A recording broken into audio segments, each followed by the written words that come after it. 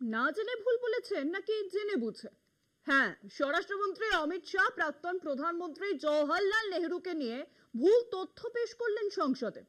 Operation সিঁদুর নিয়ে লোকসভায় বিতর্কে যোগ দিয়ে আসামের কংগ্রেস সাংসদ গৌরব গগৈয়ের উদ্দেশ্যে মঙ্গলবার অমিত শাহ ব্যঙ্গ করে বলেন, গগৈজি এখানে অনেক বড় বড় কথা বলছিলেন, কিন্তু উনি কি জানেন ওদের নেতা জওহরলাল নেহেরু 1962 সালের চীন আক্রমণের সময় অল ইন্ডিয়া রেডিও থেকে বক্তৃতা দিয়ে অসমকে বাই বাই করে দিয়েছিলেন চীনের ভয়।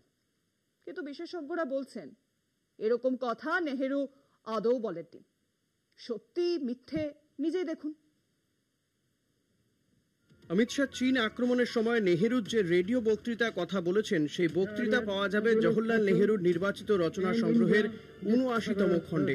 হিন্দিতে দেওয়া ওই বক্তৃতা বাংলা করলে দাঁড়ায়, রেডিওতে তৎকালীন প্রধানমন্ত্রী নেহেরু বলেছিলেন, এই মুহূর্তে নেফার বর্তমানের অরুণাচল উত্তরে অর্থাৎ আসামের দোরগোড়ায় আমাদের শত্রু চীনের বিরাট সংখ্যক সেনা মার্চ করছে। আমার হৃদয় আসামে বসবাসকারী আমার ভাই বোনদের উদ্বেগের পাশেই আছে। আমি জানি ওদের নানা রকম সমস্যা হচ্ছে এরকম পরিস্থিতির ফলে। আমি কথা দিচ্ছি আসামবাসীকে এই অসুবিধাজনক অবস্থায়ও সব রকমের সহায়তা দিতে ভারত সরকার সচেষ্ট থাকবে। যদিও জানি যতই চেষ্টা করি না কেন, যতটা প্রয়োজন ততটা তাদের কষ্ট আমরা এই মুহূর্তেই দূর করতে পারবো না। কিন্তু আমি আসামবাসীর কাছে আজ এই প্রতিজ্ঞা করছি, আমার শেষ নিঃশ্বাস পর্যন্ত এই চেষ্টা চালিয়ে যাব, যতক্ষণ পর্যন্ত না আসাম এবং গোটা হিন্দুস্তান সম্পূর্ণ শত্রুমুক্ত হচ্ছে। এই ছিল ওই ভাষণে জওহরলাল নেহেরুর আসাম নিয়ে বক্তব্য।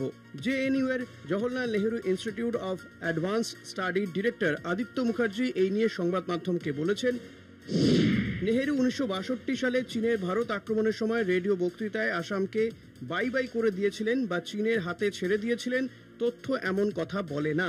তিনি বলেছিলেন, আমার হৃদয় আসামবাসীর সঙ্গে রয়েছে। বিজেপি নেতারা অবশ্য আসাম নিয়ে নেহেরু সম্পর্কে এই কথা এবারই প্রথম বলছেন না।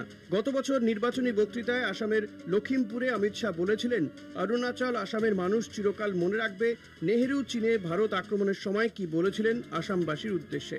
বিশেষজ্ঞদের মত হলো বিজেপি নেতারা জানেন নেহেরু ঠিক কি বলেছিলেন, তবু অসত্যটাই তারা ক্রমাগত বলতে থাকেন যাতে একটা সময় মানুষ সেটাই বিশ্বাস করে। মিথ্যেকে ইতিহাস বলে প্রতিষ্ঠিত করার এও এক পুরনো কৌশল। কলকাতা টিভি।